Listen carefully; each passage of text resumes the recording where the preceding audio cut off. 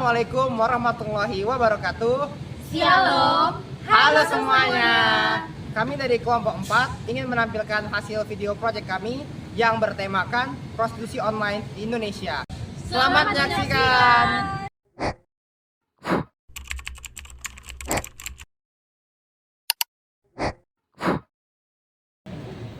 Seperti yang kita ketahui, pada abad 21 teknologi sudah sangat berkembang, yang dimana perkembangan teknologi ini memberikan banyak dampak kepada masyarakat.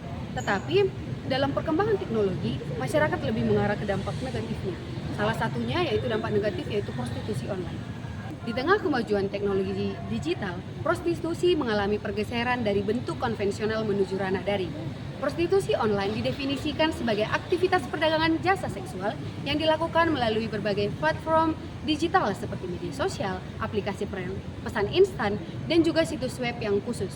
Fenomena ini memanfaatkan akses internet yang luas dan relatif anonim untuk memfasilitaskan transaksi antara pekerja seks dan pelanggan. Seringkali tanpa perlu interaksi fisik hingga kesepakatan yang dibuat. Prostitusi online berkembang sangat pesat seiring dengan meningkatnya penggunaan teknologi dalam kehidupan sehari-hari masyarakat. Jika kita membahas bentuk prostitusi sangat beragam, mulai dari bersifat terselubung hingga terang-terangan. Di tengah media sosial, pelaku seringkali memanfaatkan foto atau unggahan provokatif sebagai cara promosi. Terkadang disertai dengan penggunaan kode tertentu untuk menghindari pantauan pihak berwenang.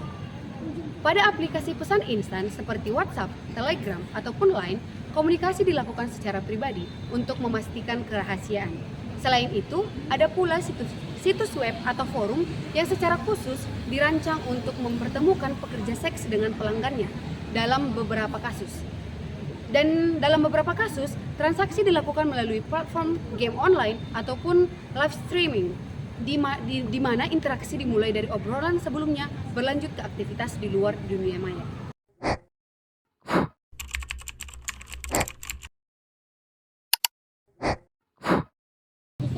Kasus prostitusi adalah kasus yang sangat marak yang terjadi di Indonesia. Dan kasus ini bukan hanya menyeret wanita dewasa saja, namun juga anak-anak.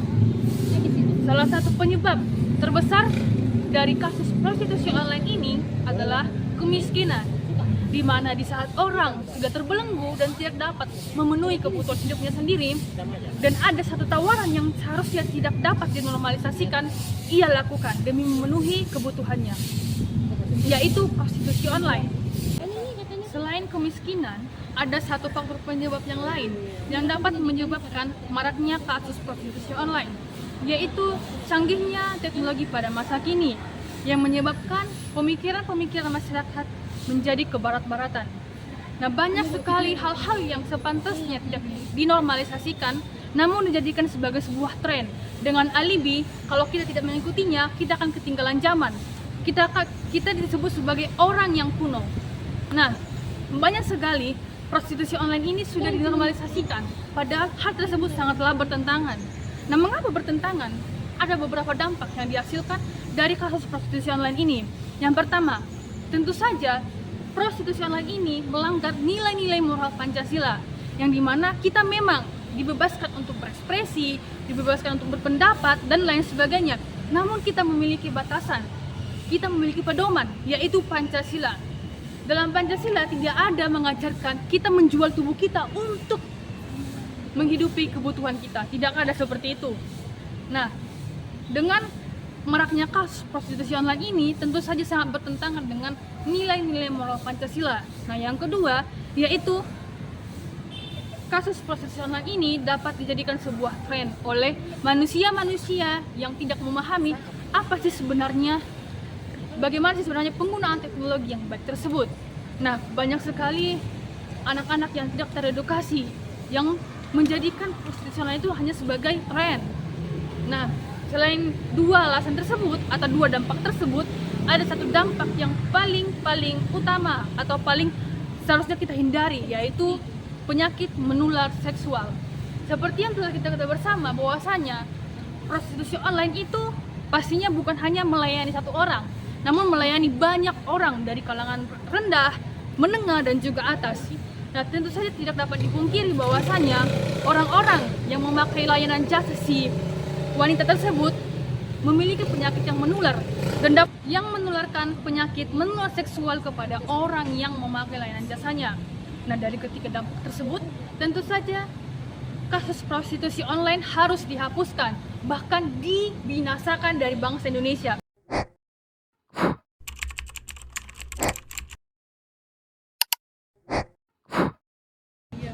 Prostitusi online di Indonesia semakin mengkhawatirkan akibat kemajuan teknologi digital yang tidak diimbangi regulasi memadai, sehingga mempermudah eksploitasi korban, degradasi moral, dan lemahnya pengawasan. Solusi komprehensif diperlukan melalui kampanye online untuk meningkatkan kesadaran masyarakat melalui media sosial, infografis, video edukasi, serta keterlibatan tokoh masyarakat guna mencegah dan melaporkan aktivitas mencurigakan.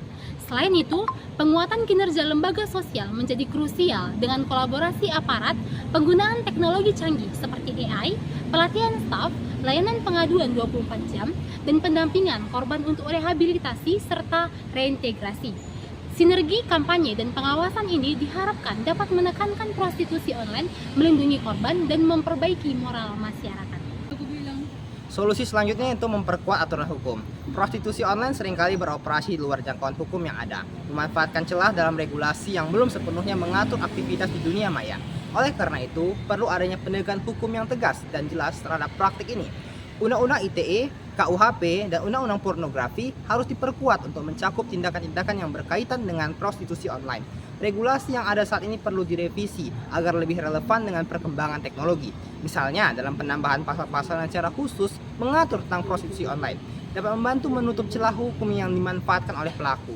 Selain itu, perlu adanya sanksi yang lebih berat bagi mereka yang terlibat dalam praktik ini, baik sebagai penyedia jasa maupun pengguna. Penggunaan teknologi canggih dalam penegakan hukum dapat meningkatkan efektivitas dalam mendeteksi dan menangani prostitusi online. Misalnya, algoritma canggih dapat digunakan untuk memantau dan menganalisis konten di media sosial dan platform daring lainnya untuk mengidentifikasi aktivitas yang mencurigakan. Dengan demikian, tindakan preventif dapat dilakukan sebelum praktik ini berkembang lebih jauh. Solusi yang terakhir yaitu membuat aturan terkait algoritma konten media sosial. Di era digital saat ini, media sosial telah menjadi platform yang sangat berpengaruh dalam interaksi dan komunikasi. Namun, kemudahan akses dan anonimitas yang ditawarkan oleh media sosial juga membuka peluang bagi praktik prostitusi online. Untuk mengatasi masalah ini, penting untuk membuat aturan yang jelas terkait algoritma konten media sosial. Aturan ini bertujuan untuk meminimalisir dan menghilangkan konten yang berkaitan dengan prostitusi online secara efektif. Salah satu langkah awal yang perlu diambil adalah meningkatkan transparansi algoritma yang digunakan oleh platform media sosial. Pengguna harus diinformasikan tentang bagaimana algoritma menentukan konten yang muncul di umpan mereka. Dengan memahami cara kerja algoritma, pengguna dapat lebih waspada terhadap konten yang berpotensi berbahaya, termasuk yang berkaitan dengan prostitusi online. Algoritma harus dilengkapi dengan mekanisme penyaringan yang ketat untuk mendeteksi dan menghapus konten yang berisi tawaran prostitusi atau aktivitas seksual eksplisit lainnya. Ini bisa dilakukan dengan menggunakan teknologi pemrosesan bahasa alami atau NLP dan machine learning untuk mengenali kata kunci, frasa, dan tagar yang sering digunakan dalam konteks prostitusi online. Konten yang teridentifikasi sebagai beresiko harus segera dihapus atau dibatasi visitabilitasnya.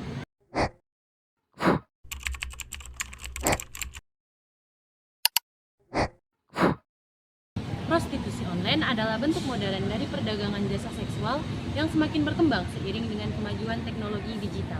Praktik ini memanfaatkan platform seperti media sosial, aplikasi pesan instan, dan situs web untuk mempertemukan pekerja seks dengan pelanggannya.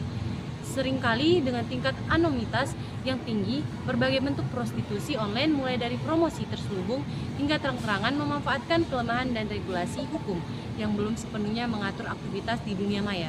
Penyebab utama meluasnya fenomena ini meliputi kurangnya edukasi seksual, tingginya permintaan jasa seksual, ketimpangan gender, kemiskinan, dan lemahnya norma sosial.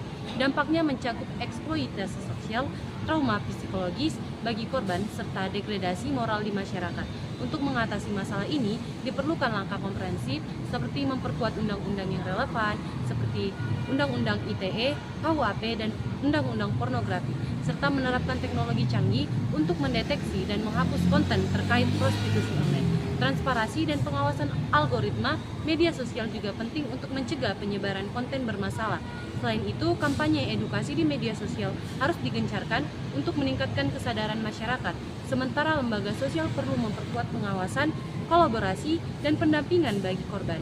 Dengan sinergi antara edukasi dan regulasi, serta pengawasan diharapkan prostitusi online ini dapat diberantas sehingga tercipta lingkungan digital yang aman dan bermoral.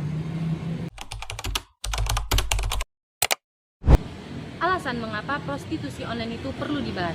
Yang pertama itu perkembangan yang cepat dan sulit dikontrol. Prostitusi online berkembang pesat karena kemudahan yang ditawarkan teknologi. Aparat hukum seringkali mengalami kesulitan dalam mendeteksi, memantau, dan menindak pelaku prostitusi online karena aktivitasnya ini tersembunyi dan sifat lintas batas wilayah. Yang kedua itu dampak sosial dan moral. Prostitusi online mempengaruhi norma sosial dan moral masyarakat. Hal ini menjadi tantangan bagi negara yang menjunjung tinggi nilai agama, moralitas, dan budaya. Diskusi diperlukan untuk menemukan cara menekan dampak negatif tanpa mengesampingkan hak asasi manusia. Yang ketiga, eksploitasi dan perdagangan orang. Prostitusi online seringkali melibatkan eksploitasi seperti pemaksaan, perdagangan manusia, atau pelibatan anak di bawah umur. Para korban sering dipaksa atau diancam terlibat dalam prostitusi online, menjadikan isu yang mendesak untuk ditangani.